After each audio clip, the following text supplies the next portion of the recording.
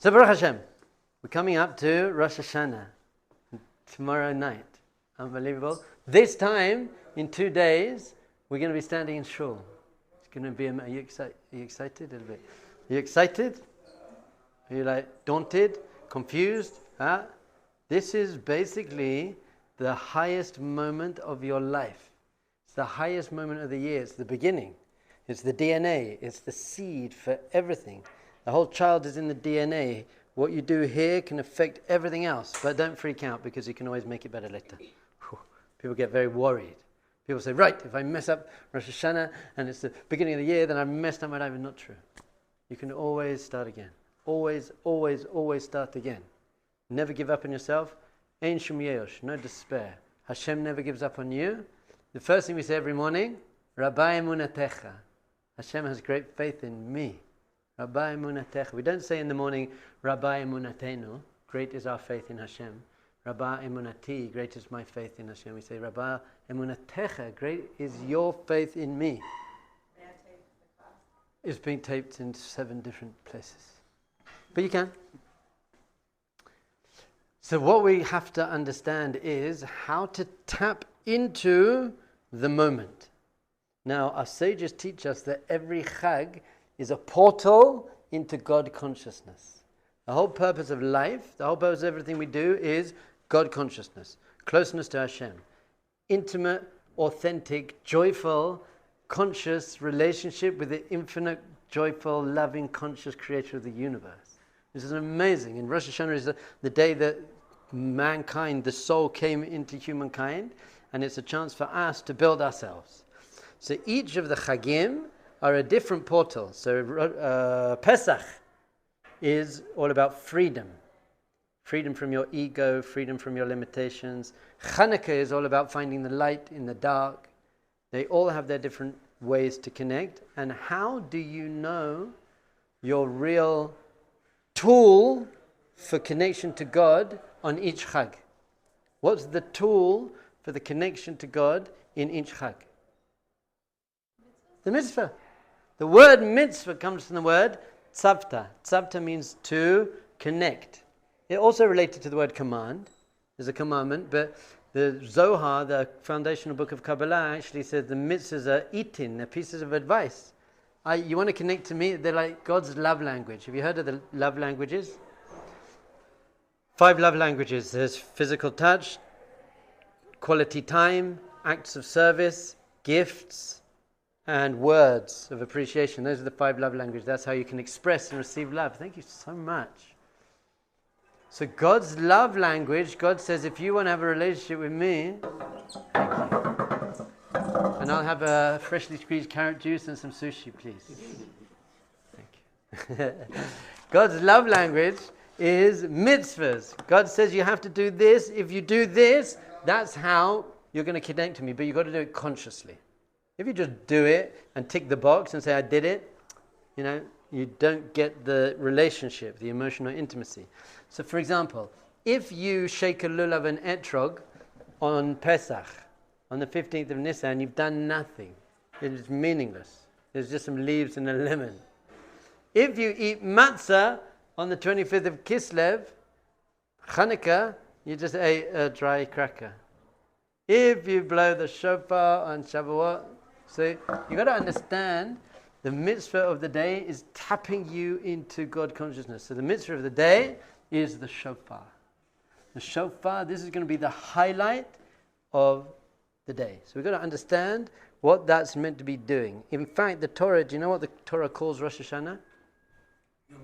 Yom Teruah. It's the day of the shofar blowing. That's it. Not Yom Adin. Doesn't call it the day of the judgment day. Doesn't call it any other name. It calls it Yom Teruah. Because they want you to live a truer life. Truer to yourself. Truer to Hashem. I made that up. Don't write that down. So Yom Teruah, so we've got to understand. So why do we blow the shofar? I'm going to break down 5 reasons. I wrote it out today. I didn't want to get lost here. Because there are about 55 reasons that we blow the shofar, and it's what is meant to teach you and give you. But we're going to try and get it into a graspable package so that when you are there standing on the day and the shofar blows, you're going to know what is meant to be happening, what you're meant to be feeling, and why we're doing it. So one of the reasons, by the way, so there's 6 reasons I'm going to give to you today, is that the Gemara asks the question, why do we blow the shofar? The Gemara asks the question, why do we blow the shofar? Do you know what the answer of the Gemara is? Because God said so. Rahmana amatiku. Because God said so. That is either the best answer or the worst answer. Many, many religious children are now not religious because that's the answer they got when Edward said, why do we do this? Because God said so. Why do we do this? Because God said. Why are you wearing tzitzit? God told you to. Do it. So it's a terrible answer in a way. Because it's like, no, I want to know the depth. I want to know the meaning. What? Like why? I ask my children all the time, why do we do what we do? It's very important. Because I speak to lots of people. I actually spoke to a girl about 2 months ago. She said, when I was 16, I grew up very religious. When I was 16, a non-Jewish person said to me, why do you keep Shabbat? And I didn't know. So I just stopped being religious. So since I heard that story, I was asking my children everything. Why, Binyamin, why do you wear a kippah? It's like to feel that Hashem is above me, but not so far above me that I can't actually feel His presence resting on me. And it's a crown because I'm a prince. I'm a son of the king.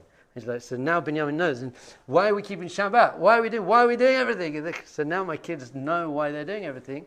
And once you know why you're doing something, it gives it much more meaning. You've got to know why you're doing it. A guy came 5 years ago, came to Aish, some secular college trip from LA or something, and he was American football. He was a quarterback or whatever he was. And we were sitting down and he said, Rabbi, Shabbat doesn't do it for me. And I said, oh, well, okay, so what do you know about Shabbat?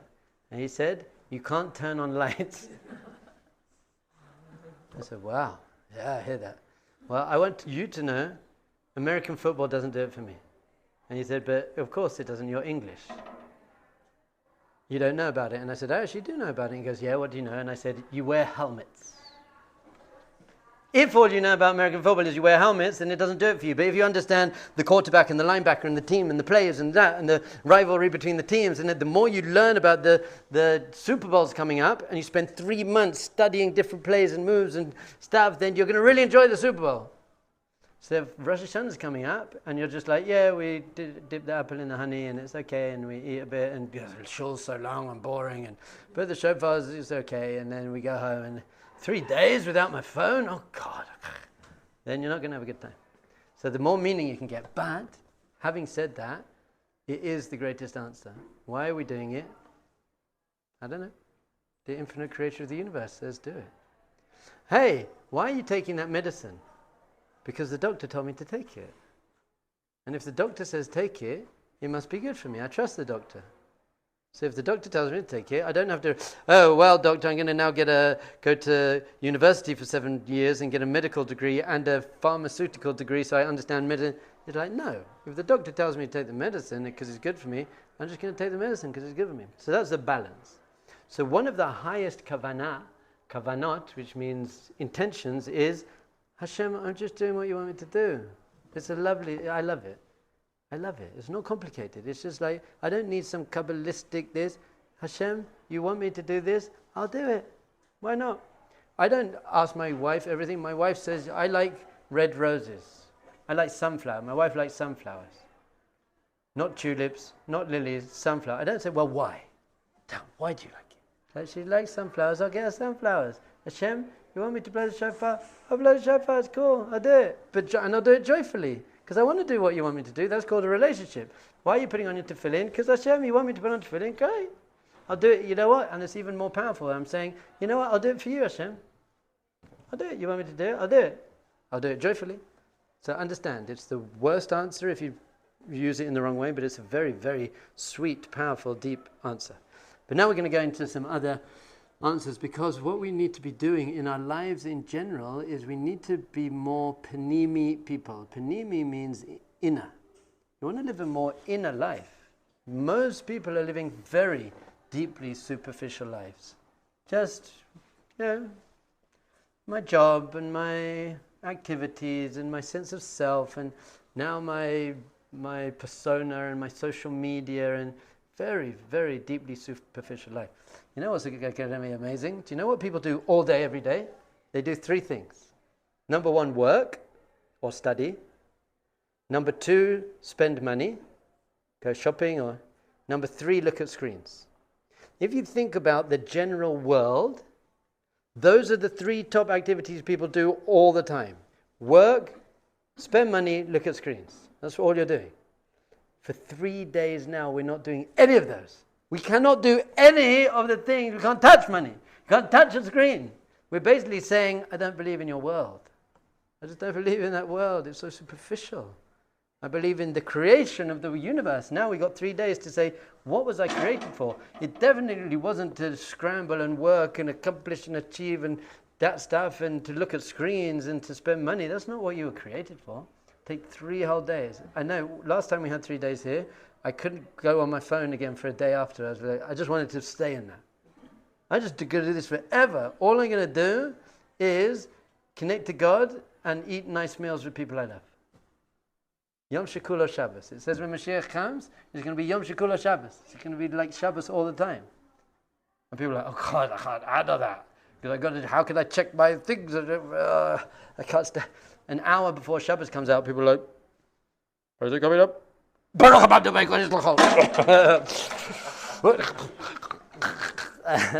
So how you come out of Shabbos really shows you how you kept Shabbos. What did it mean to you? If you can't wait for it to come out, it's like, we, on the other hand, we're not coming out of Shabbos on the moment. We're like, extend it. I don't want Shabbos to come out. I love Shabbos. So, first real reason is, we learned this before, is the Rambam. The Rambam is, what is the shofar? Wake up. Hisorirut. Hisorirus. Hisorirut. Hitorerut means wake up! Wake up! I'm up. Are you awake? What does this mean? Because hopefully it doesn't mean you just fell asleep in shul. And there's no do. It means live with vitality. Live with excitement. Live with simchas achayim. Live with joy. Most people are not doing that. They're just walking around and they're like getting by and it's okay, how are you? Not too bad. Could be worse. Can't complain. Leave me alone. Hate myself. Hate you. Help. Baruch Hashem. Oh God. It's awful. No one's alive. Zombies just going around doing the same thing. I get up and I go to my work and I don't like it that much. And I go and then I do that and then I always sit in the same seat and then I always eat the same sandwich and I always like stop. Stop just going through the motions. Having the same old thought patterns all the time. Yeah, this is how I think. I'm not good enough. My mum said it to me when I was 3, and now you're like 53. Yeah, well, that's what my mum said when I was 3. Doesn't matter what your mum said to you when you were 3. You start saying nice things to yourselves. Be awake. Wake up. That's the number 1 rule in life. Because if you want to have an amazing life, you've got to be fully awake. Most people walking around just dreaming. You want to be awake, alive, in control. One of the ways to do that, by the way, is to have a strong purpose. That is what I want to achieve. Many people are like just blubbering through life. I'll just see where life takes me. Life not taking you anywhere good. Look around you. It's not so great. You've got to choose. I want to be this. I want to be great. I want to become a well thought out, happy, kind, nice, healthy, joyful human being. I know why I get up in the morning. You wake up in the morning and I know why I got up this morning. I know my purpose. I'm going to spend all day tapping into my purpose. This is the creation of the world, the creation of humans. What does the creation of the world mean? That means there's a purpose to life. Hashem created the world, and then on Rosh Hashanah, the first Rosh Hashanah created humans. That means you have a purpose. There is a reason that you are here. Do you know what that purpose is? Are you tapped into that purpose? Are you focused on that purpose? All day, every day. You can never be bored. You can never be bored. Because I'll talk to Hashem. I've got nothing to do. What do you mean you got nothing to do? If you're bored, you're boring. If you're bored, you're boring. As people come late, at a meeting. Someone came like 20 minutes late. I'm sorry to keep you waiting, Rabbi. And I wasn't waiting. Jews don't wait. I was learning the Rambam. Oh, are you waiting for the bus? No, I don't wait. I do something meaningful until the bus comes. We don't wait. We wait for Mashiach maybe. But we do stuff to bring Mashiach. So the first thing is, when you hear that shofar, you've got to say to yourself, wake up. You've got to do this before. We blow the shofar all the way through Elul. We said this right at the beginning. We don't wait for Rosh Hashanah to do our New Year's resolutions and then give up the day after Yom Kippur. We start a month before. We build it up. We pre-game. We pre-game the resolutions. So it goes. So the first thing is wake up. Am I awake? Am I truly alive? Am I living for something? Number 2. We have 2 main types of vocal expression. One is called tefillah and one is called kol. Tefillah and kol. Tefillah is translated as prayer, but it's much deeper than that. You'll look online for the prayer series. But tefillah is prayer, and tefillah is made up of words. I am saying words to Hashem. And tefillah is quite structured, especially in the siddur. The word siddur means seder. It comes from the word order, organization. And it's really taking you up the 4 levels of consciousness: physical, emotional, mental, and spiritual. So we start the morning and we say a blessing over washing our hands. And we say a blessing over going to the bathroom. And then we say pokeach ivrim, open my eyes, and malbish rami. It's all very physical. And then we move into Pasukei de Zimra, which is Tehillim, which is just emotional, wow, Hashem, wonder and praise. And then we move from there into the Shema. The Shema is the most important prayer in Judaism, correct? Yeah? Shema is the most important prayer in Judaism? No! It's not a prayer! You're not talking to God. Shema Yisrael Hashem Elokeinu Hashem Echad. It's just a declaration of faith. It's intellectual. I am saying, I have an intellectual belief that Shema Yisrael Hashem Elokeinu Hashem Echad. It's not a prayer at all. If anyone says it's the most important prayer, say, I don't think it's a prayer. Because you know what a prayer is? It's speaking to Hashem. Shema, you're not speaking to Hashem. You're declaring something. So when you go to the airport and they say, do you have anything to declare? You say, absolutely. Shema Yisrael. Hashem Elokeinu Hashem Echad. You get arrested for this word. That's what you're going to do. And then we have spiritual. The final, that's what the Amidah. Why is the Amidah called the Amidah? Because you're standing up. It's always deeper. It's because there's a ladder of growth. This was all based on Jacob's ladder. Jacob's ladder, which was over there, with his feet in the earth and his Rosho Magir Hashmaima. So there were 4 rungs to the ladder: physical, emotional, mental, spiritual. Now you're at the top of the ladder. Amidah, you're standing. You're not climbing anymore. You're standing in front of Hashem. So tefillah is very important, but it's very structured and it's quite seichel. It's intellectual. There's some mind. You have to think about it. Even your personal prayer. When you're just talking from your heart, it has to go through words. You have to formulate words in order to express your inner world. That's why speech is so important and powerful in a relationship. Because it takes your inner world, your thoughts and your emotions, and it brings it out to the outer world, so now you can connect to people. That's how you're going to connect. But there's a physical, emotional, mental and spiritual. Gotcha. But then we have something actually deeper called kol. And kol is an expression of emotion, but without words. It's a cry from the depth of your being that you can't even formulate into words. And by the way, this is good or bad. Not good or bad, but painful or joyful. When you win the game, yeah! Yeah! What is that? What is laughing? I suddenly had this freak out the other day. Everyone laughed. Every country I ever lived in, something happened. People laugh. Where does that come from? What is laughter? I want someone to study that. Why do people laugh? It's such a weird thing to do. Something funny and it's so weird. So what is like? It's just an expression of something, because I can't formulate that into words. It's just an experiential expression. This is what experience is, by the way. Experience is not a mental thing. It's not sikhli. It's not intellect. That's why when it's a crazy experience, you say that's mind-blowing. That is mind-blowing. What does that mean? I don't have words for it. It's not wow, I'm just experiencing that. So you have the joy of yeah, and you have the pain of ah. So the kol is a very, very deep, going into the deepest essence of our emotional world. And that is the ultimate place for relationship, for connection to Hashem. It's like saying, I don't have words anymore. I just don't know how to express this, but there's some deep yearning. That's what a cry. What is a baby's cry? Baby doesn't have words. Can't say, hey mom, I'm hungry. It's just like, I'm in pain. I need something. What does a child really need? What is a child yearning for most? attachment. Attachment to the parent. I mean, if it doesn't have attachment to parent, it will then have attachment to friends, which is a nightmare. I'm going into the parenting class now.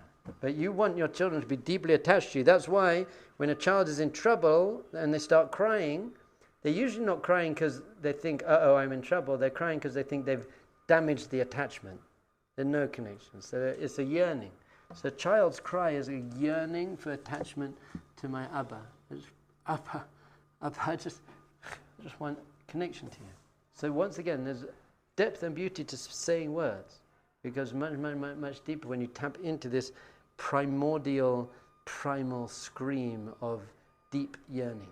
And that's why we say the books of life and death are open. Life in Judaism doesn't mean physical life. It means spiritual connection. That is what life. How alive are you isn't how fast you can run. How alive are you is how spiritually conscious are you. It says, Ashrei am yodea trua. Praiseworthy are the nation who knows the sound of the shofar. It doesn't say, well, other places it says to hear the sound of the shofar. It says who know, yodea.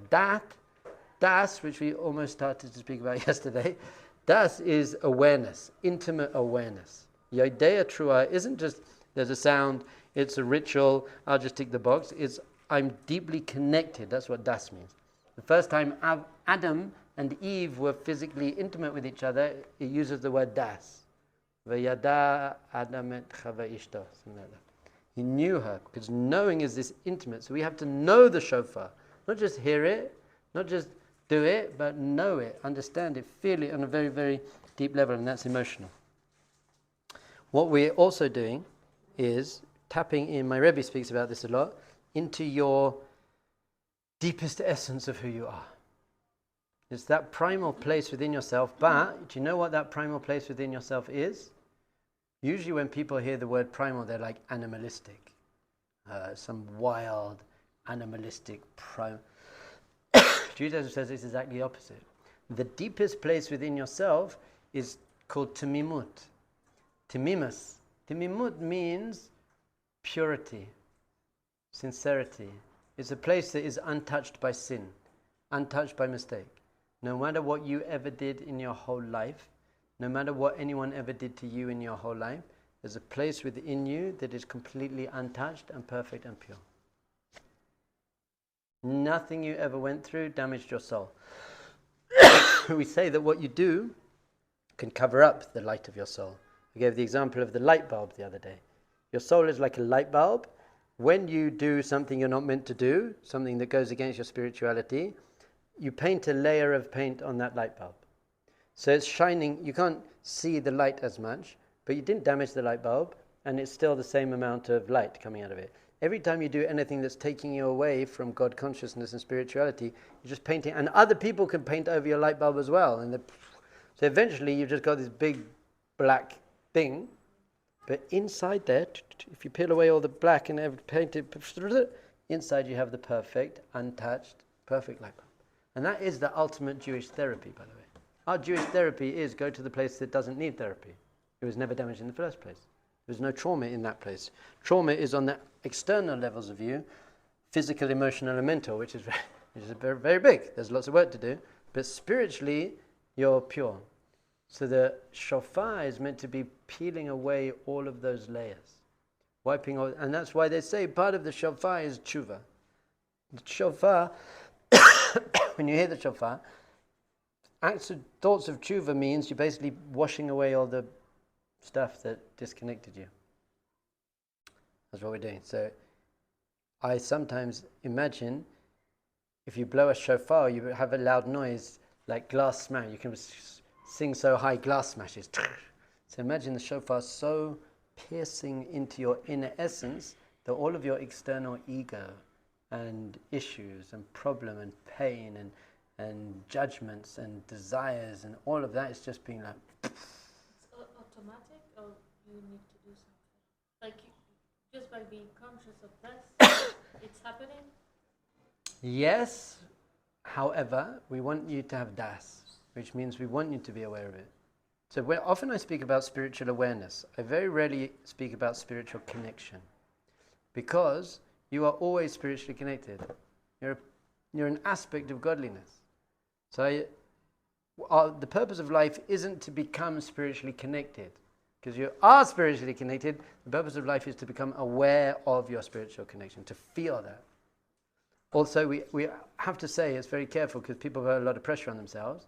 On Pesach night, all the sages are like, there's an immense light coming down into creation of freedom, amazing, powerful spiritual light that you can tap into all these amazing. So then people are like, I don't feel it, I'm not feeling it. So the answer to that is, you don't have to, you're not some big Makubal Kabbalist. You just have to know it's happening. That itself is an amazing level. You know what? I can't feel it. I can't feel the shofar cleaning my neshama, but I know it's happening. It's at a very high level. Someone actually said to the Kotzker Rebbe, my Rebbe is so holy that he can see the Ushpizin in the Sukkah. The Ushpizin are Abraham, Yitzhak, the 7 shepherds that come and visit every Sukkah in a spiritual way or in whatever way. My Rebbe is so holy he can actually literally see Abraham sitting in his sukkah with him and Isaac. So the Kotzker Rebbe's student said, but my Rebbe is holier because he can't see them, but he knows they're there. It's nice. So no pressure to. So we say on Rosh Hashanah that shofar blows, breaking all the barriers, tapping you into your deepest bit. And if you can't feel that, by the way, you should be breathing deeply through your nose. When you're listening to the shofar, you should be breathing. Because that is what's taking you into the deepest place within yourself. Your breath, the word for breath, neshima, the word for soul, neshama, the word for ruach. Ruach is also a type of breath, a type of air, which is part of your neshama. So it's a very important part of your avoda to be breathing very deeply. I also told you the other day, you should also blow out when they're blowing out. Like blow the shofar, even though you don't have a shofar, like do it. That's why it's good to have a talis, no one can see you doing it. But so he's blowing, I'm like, so I feel that my whole life force is coming out, peeling away all the layers of all the external stuff. We said yesterday, or 2 days ago, whenever we said it, that Hashem blew Adam's soul into his nostrils. So Hashem, that means actually that every single breath you take, every single breath you take could be a moment of tshuva, if you're conscious, because that's life again. So we say the books of life and death are open. That means spiritual life. Every breath, you can literally hold your breath even a little bit, and then breathe it in again and feel your life force gushing back into you. That's Hashem. You can feel Hashem breathing you into existence again every second, every breath. So you can try that. It's fine. You got to add also essential oils you can take. Lavender oil. Lavender oil. Can I have some water, please? There's some water up there for you. Oh, thanks. Baruch atah Adonai. Le'enu melech ha'olam she'akol niyeh b'dvarei. Amazing. Who made that? Really, who made that? Crazy. Do you know there's no extra water in the world now than there was when God created the world? Water hasn't increased or decreased. It's exactly the same amount of water. It just keeps being reprocessed and filtered. So maybe Avraham Avinu drank this water. The Kohanim washed their hands with this water. That water's been, maybe that's from Be'er Miriam. Pretty good. Maybe this is water that came out of the rock. Huh? Nitrogen. It goes like into apples, and you eat the apple, and it goes in the air. Same as it ever was. But we have to be new every time. Yeah. Organic. So fine. So what we're trying to do is we're trying to access the innermost pure part of ourselves that was never touched by sin, never touched by anything bad. It's just there. Once again, if you can't feel it, just say, I know it's happening. I accept this is happening. Sometimes if the doctor gives you medicine, you're like, I don't see it's working. But it is. So the doctor knows what's good for you. So on a esoteric, ethereal level, is completely doing all these things. You've got to try and tap it. So all this stripping away. We're stripping away to get to our basic foundational point within ourselves. And this comes to our next thing, which is the Akedah. We spoke about it yesterday, day before. The Akedah is when Avram took Yitzhak up as an offering to Hashem. And we said that really it wasn't a command. Hashem didn't say you have to take your son. He says, Kach na, please take your son up. Which is much harder. Because if Hashem says you have to do it, then you have to do it. Hashem says you don't have to do it, but I want you to do it. I want you to do it. Which means Avram had to reach a state which is called bitul. Bitul means self-nullification. Self-nullification. It's not about me. It's not about my ego anymore. It's not about what I want, what I need, what I love, what I value. All the things that we identify with. Hopefully, by the way, you should identify with your ratzon, what you want, and your character traits. But some people identify with their car and their clothes and stuff, which is just crazy. But they do. They get their self-esteem based on their car. Can you imagine? Oh, weird.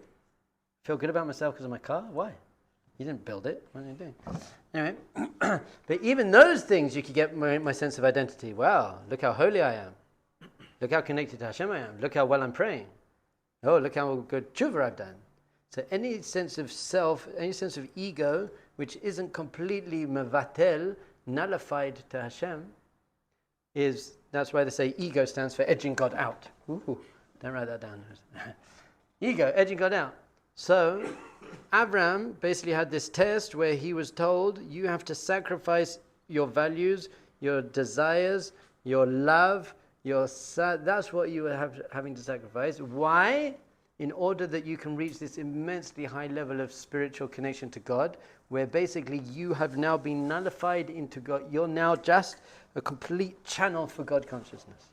You got rid of your desire, your selfish ego desire, and you are just a channel for godliness into the world, which is what the shofar is, by the way. Shofar is this channel. Usually, well, we will say that it goes from small to big, but it also, the other way around, goes from big to small. So there's Hashem in big, and we got to channel, I just made this up right now, I like it though. We got to channel Hashem down into the world. The big part of the shofar represents the heavens and godliness and spirituality. The small end represents the earth and physicality, and we have to bring down into the world. But then Hashem blew our neshama into us. So what is the shofar doing? Blowing it back. I'm going to use my whole self just to serve you. My breath itself, I'm giving it back to you. Gave the example the other day. I bought my daughter rollerblades for her birthday. And she said, Abba, what should I get for you? I was like, oh, get me the chumash. So she rollerbladed over, got the chumash, came back. I was like, brilliant. She used the gift that I gave her to serve me. Brilliant. That's amazing. So too, Hashem gave you the gift of everything, of eyes. Why did God give you eyes? So that you could see other people's pain and you could help them. And you could learn Torah and you can see the beautiful sunset. And what are you using your eyes for? Are you going to look at social media? What are you doing? What are you using those eyes? No, I'm going to use my eyes for what God gave them to me for. Complete nullification of me. Very, very, very important to say this right now. I do say it often, but I forgot this time. You can only reach this level of self-nullification once you have a very, very, very strong and healthy sense of self. You have to feel very good about yourself, who I am, in order to be able to say, okay, now it's not about me anymore. Lots of people do it the wrong way around. I'm living for my children. People say, I say you shouldn't, actually. It's not healthy for them or for you. You should definitely provide for them and give them love and attachment and everything you need, but you have your life. People are like, who are you? I'm a mother. No, you're not. That's the role you're playing. So don't live for your children at all. Live for yourself. Very important. Sorry, you had a question? Yeah. Is it, based on what you're saying, is it bad to use your religious and spiritual accomplishment as dignity or No, lovely. You can get a good, I'm going to go into the whole self-esteem class now quickly. I'll go into it quickly. I feel good about myself because I live up to my values. I want to be a good person and I'm investing in that. I want to help people and I'm investing in that. That's it. My two top values, growth and contribution. To the extent that I'm investing in those two things, personal growth and contribution, I feel good about myself. Once I have first invested in myself, as we said yesterday, you have to love yourself first, And only then you can love other people. Other people are doing it the wrong way around. I'm going to give to everyone else so that people like me. I'm going to give everything to other people so that I can get something back. So that causes resentment. And You're saying, does it become ego? Like, if I feel really cool, because like I start davening every day and I think it's really cool, does it become like almost a show what does it mean? I think it's do you want other people to see how well you're davening, and you think you're davening better than other people and putting other people? The main difference.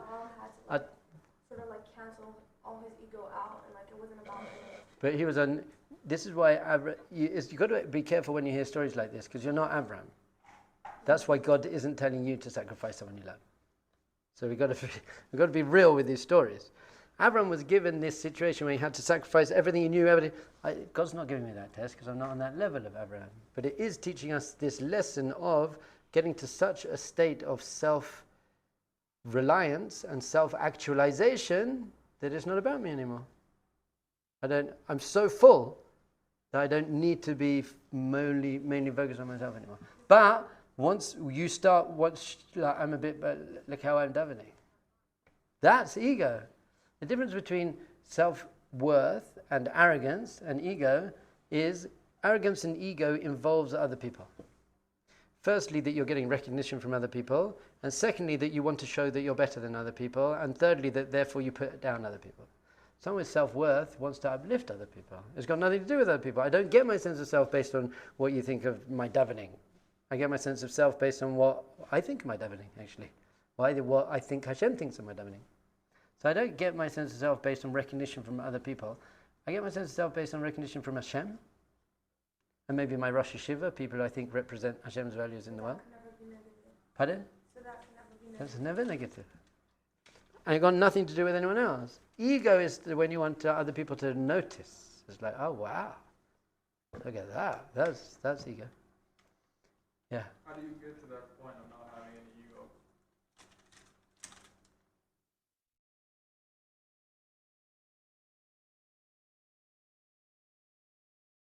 I don't know. I haven't got there yet. I'm joking. I have got there, but I didn't want to say. By building up a healthy sense of self. Once you've built up a healthy sense of self based on I am living in line with God's values, then you don't have any ego. It naturally goes. You don't even have to get rid of your ego. You just have to build up a healthy... Ego is false, unhealthy sense of self. How do you get rid of that? Just build true, healthy sense of self, and then it goes away. You don't need to hold on to it anymore. But one very quick tool is every time you feel ego coming up, just disidentify with it. Just say, I hear you, ego, but I don't want to do that. And by the way, as soon as you look down on someone else, you're lower than them. Because arrogance is the worst thing. One of my students said to me, you know what, I've become a bit more religious and I'm looking down on the other guys because I learned Hebrew quicker. So I said, what's worse? Learning Hebrew slowly or looking down on other people? It was like looking down on other people. I said, so you're worse than them. So as soon as you look down on anyone, you're worse than them. So you can't look down on them anyway. And then you can say to people, you can say to yourself, maybe if I had his upbringing and his talents and his opportunities, I would have been worse than him. Maybe if I had mine, this is Moshe Rabbeinu. Maybe I'd be better than him. There was one of my students, completely new, very bad attitude, arrogant college kid. He came up to me one day. He said, Rebbe, I'm struggling. I got with my ego. And I said to him, that's so strange because you're probably the last person in the world who deserves to have a big ego. That got rid of his ego. Now he's the Rosh Hashanah of the Mir, 17 children. A question? Yes, regarding your question, ego could also be if I feel failure, I feel good that I got them. It's not really... Ego could mean you feel bad about yourself? No, if you're feeling good about your spirituality because you're showing yourself off. That's lovely. I think you should feel good about yourself. Yeah, I think you should feel good about your good character traits. But not too good. You should say, and Baruch Hashem that you gave me this character. Bad if you're not doing it. Pardon? If you feel bad about yourself if you're not doing it. So that's the opposite of ego. That's low self-esteem, which you can't do either, by the way. You're not allowed to feel better about yourself. If you notice I'm not doing so well, just do better. Say, okay, I'll improve. If we've gone into a different class now. Got into the self-esteem, ego, arrogance classes. So here we go. Akeda. We got onto the Akeda. Why does it remind us of the Akedah? Because Avram saw the Ayal Achad, he took it and he blew the shofar. Ooh, I'm just giving up myself. Good, that was the sacrifice. Strip away all the rights, huh? And then this revelation of your inner essence is that our sages teach us that the shofar is blown at times of revelation, ultimate revelation. The main one being Har Sinai. The sound, it says in the Torah, the sound of the shofar.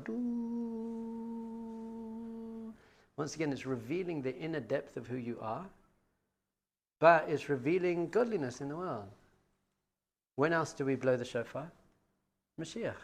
When Mashiach comes, there's going to be this loud, crazy, big shofar. What's it saying? It's saying, piercing through all the layers of materialism and ego and pain and low self-esteem and high self-esteem and vanity and all our stuff is just go, I'm now revealing this deeper godly essence of all of reality.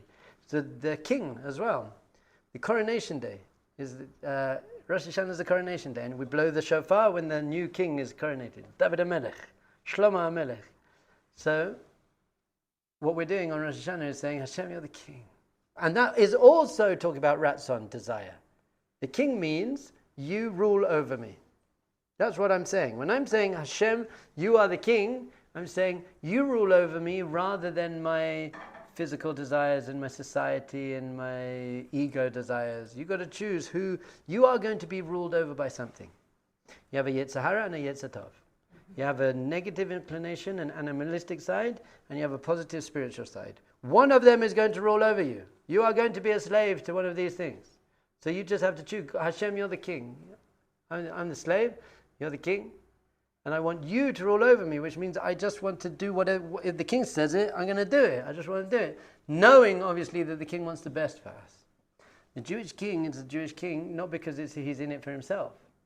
The Jewish king is the king because he's in it for the people. He had no ego. David HaMelech completely got rid of his ego.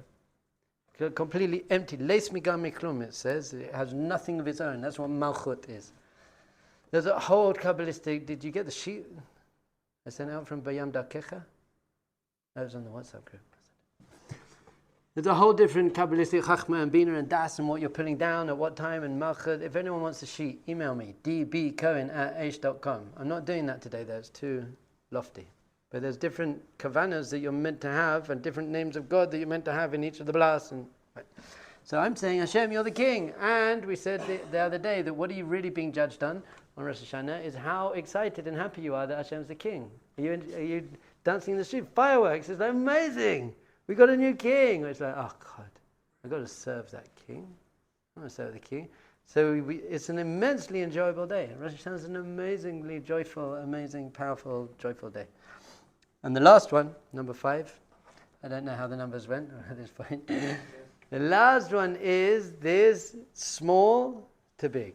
The shofar is created with a small hole and then it gets bigger. So there's 2 main understandings of what this is teaching us. Number 1 is get out of your small-mindedness. Details-orientated small-mindedness based on your negative character traits and your negative thought patterns and your stuff, your limitations. Get out of it and expand. Get a broader perspective. It's all going to be okay.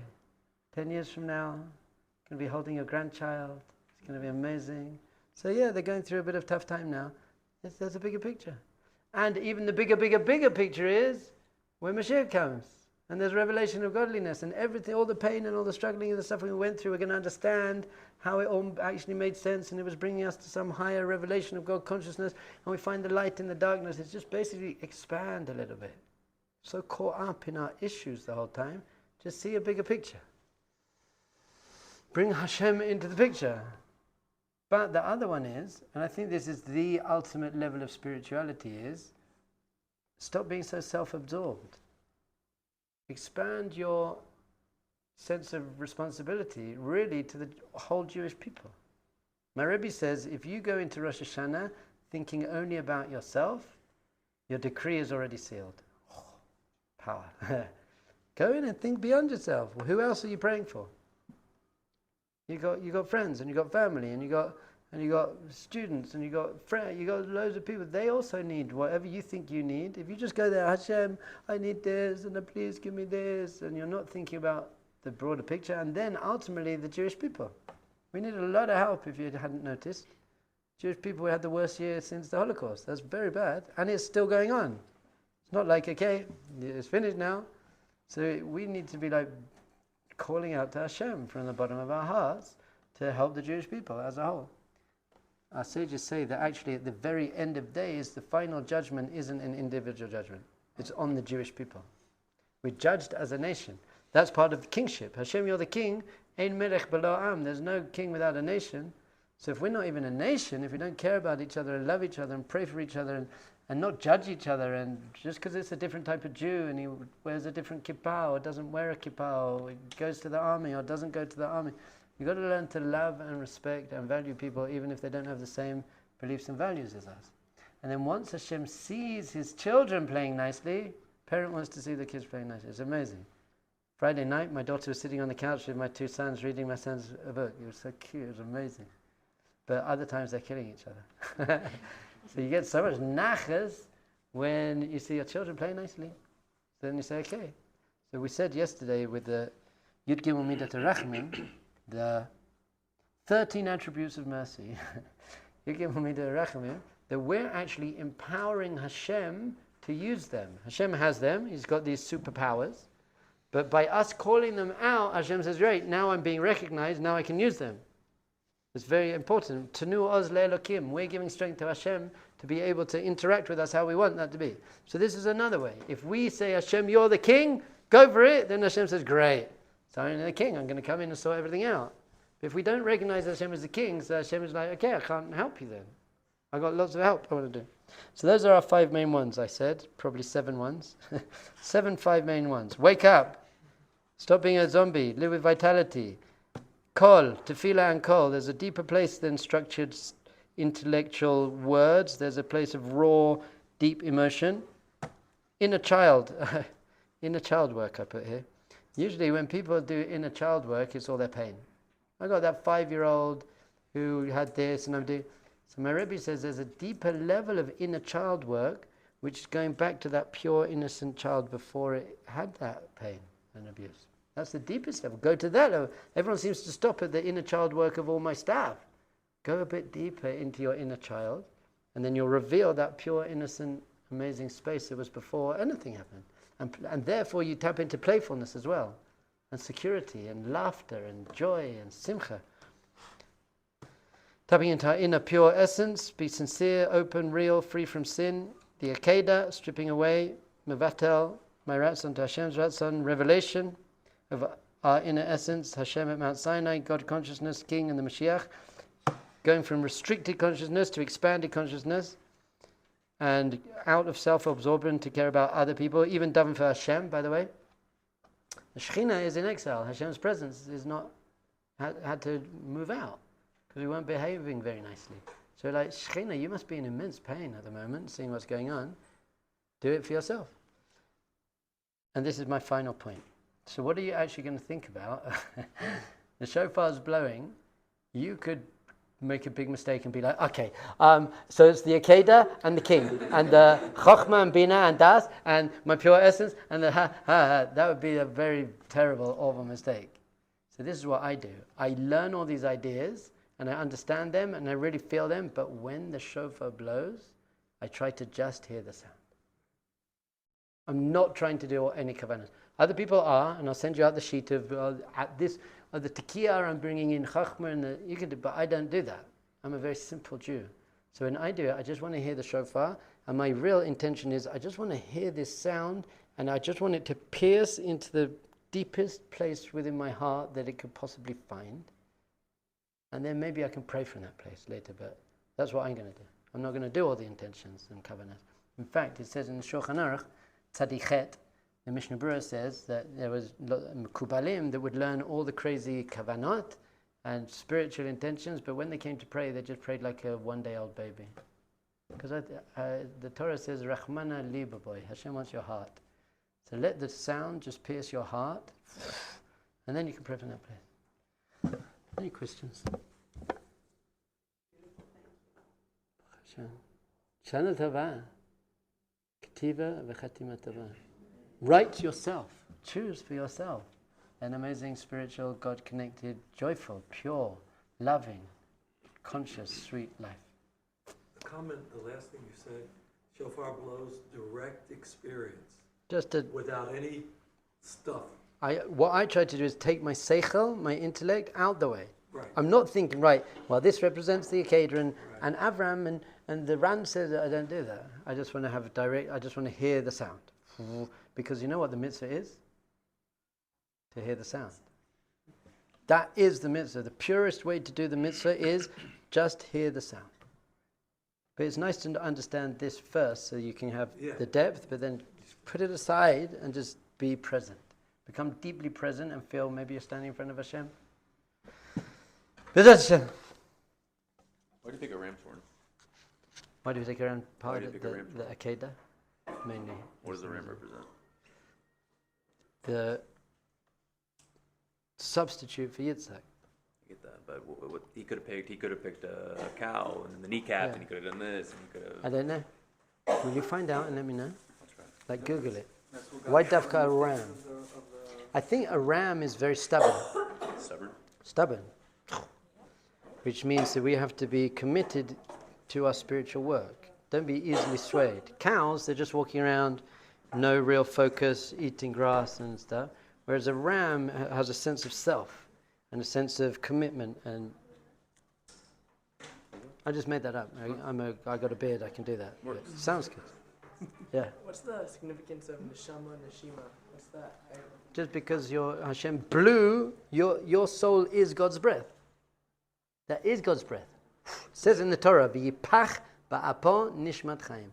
Hashem blew your soul into your nose. That's God's breath. It created your soul. So therefore, what does breathing, like doing breath work, what is that? Two things very quickly. It brings you into the present moment.